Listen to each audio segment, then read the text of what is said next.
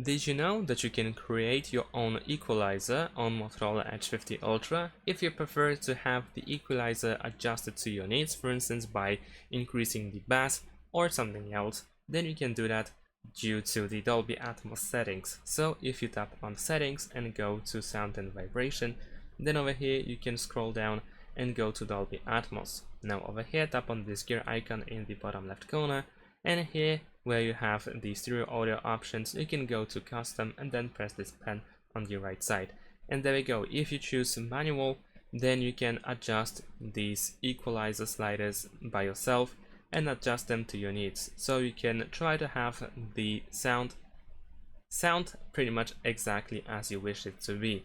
And later on, if you want to reset those sliders, then you can press these three dots in the top right corner and choose reset, and there we go, everything is flat again. And if you don't want to be bothered with them, then you can just use one of these presets like brilliant treble, bass boost and vocal boost. And that's it. Thanks for watching, leave a like and subscribe to my channel, and see you in my next videos. Bye.